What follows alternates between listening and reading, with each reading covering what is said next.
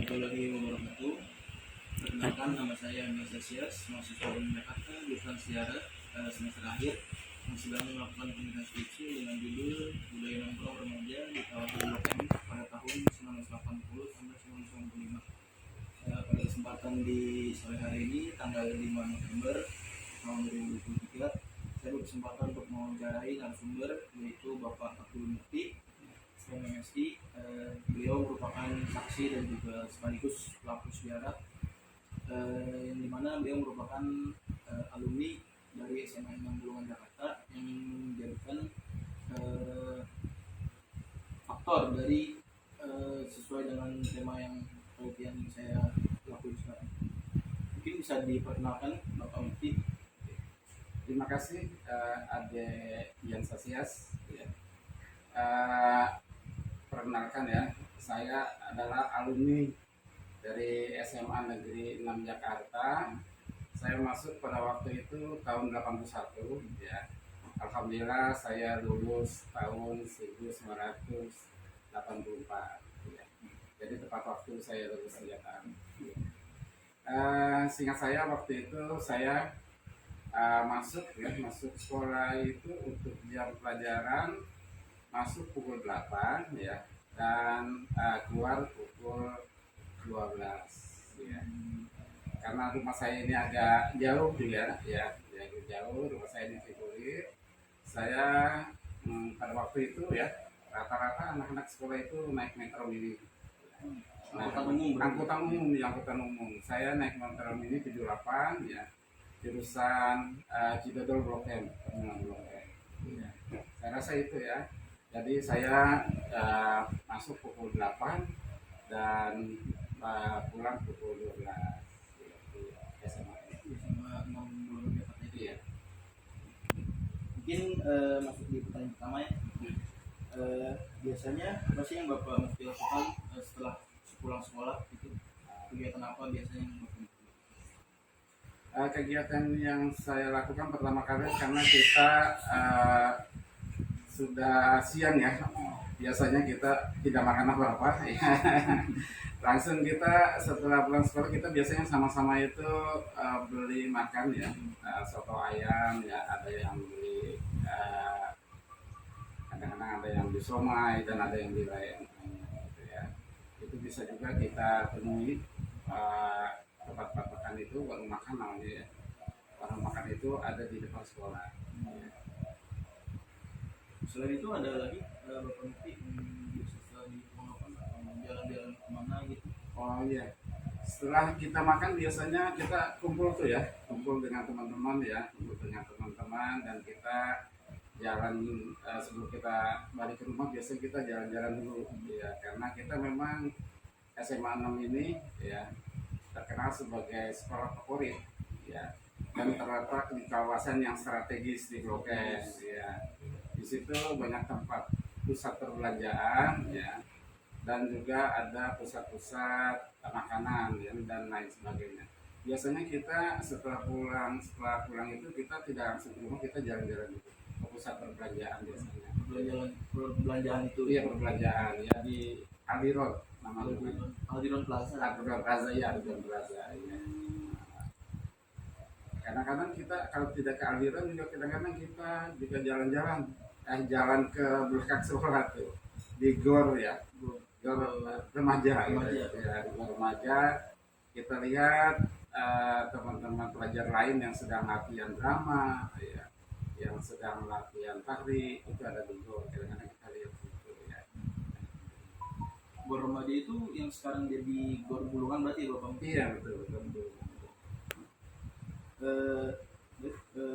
Dari yang semua Bapak Mukti ceritakan tadi itu, tempat-tempat tersebut berada di kawasan Blok M seperti itu Bapak Mukti? Iya, betul, di kawasan sekitar Blok M. Iya.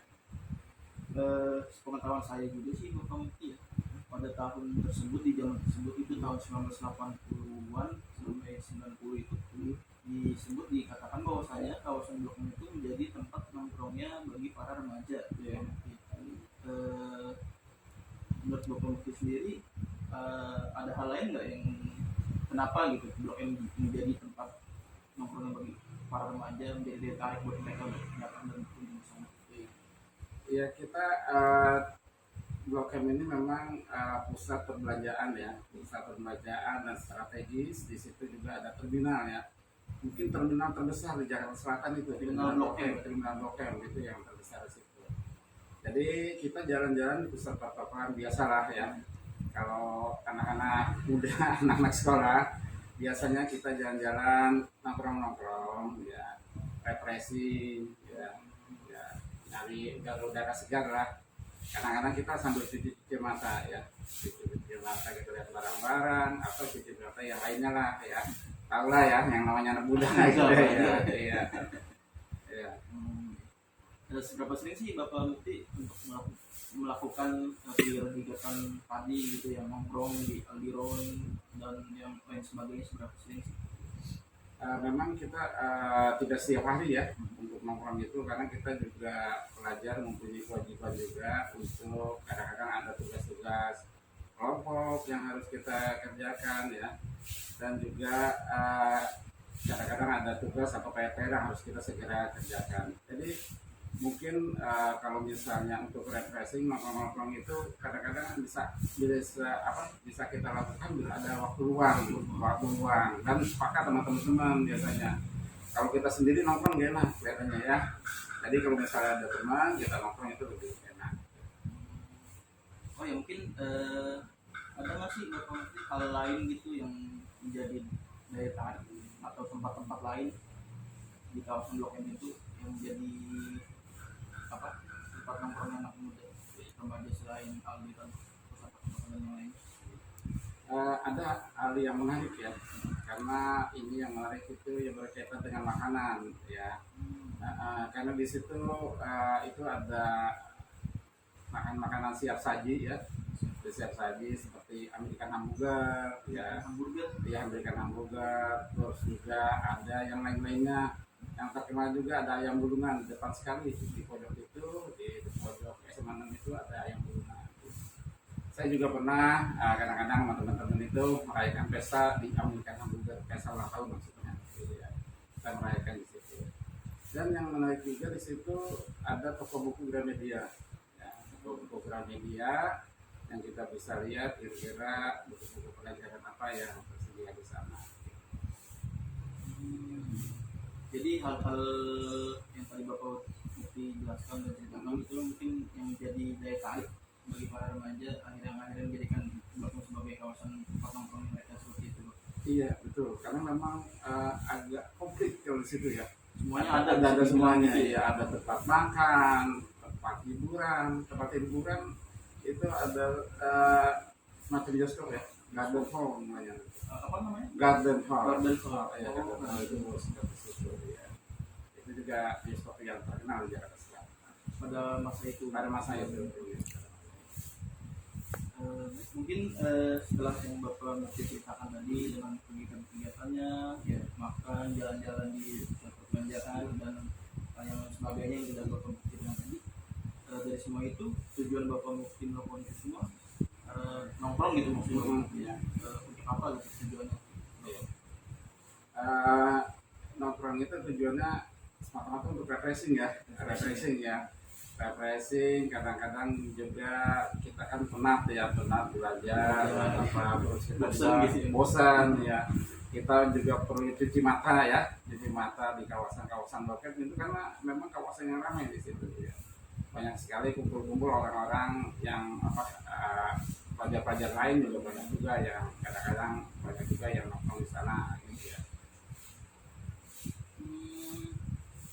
Saya jadi penasaran sih Bapak Mufti ya, di zaman tersebut kan dengan segala hingar-bingar Blok M sampai membuat itu jadi daya tarik bagi para remaja, ada nggak sih Bapak Mufti tampilan atau cara berpakaian dari para remaja itu sendiri pada masa tersebut gitu Bapak Mufti?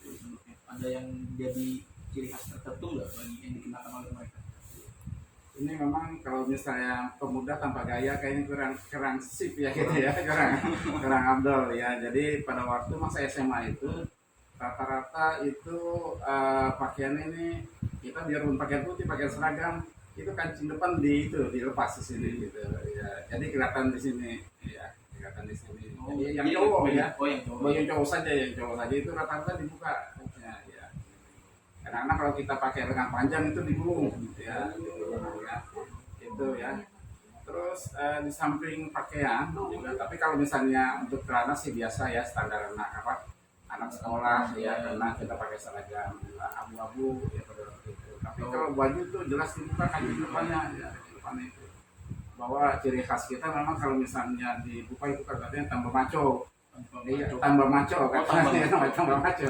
Jadi kalau dibilang itu teman-teman seperti itu ya.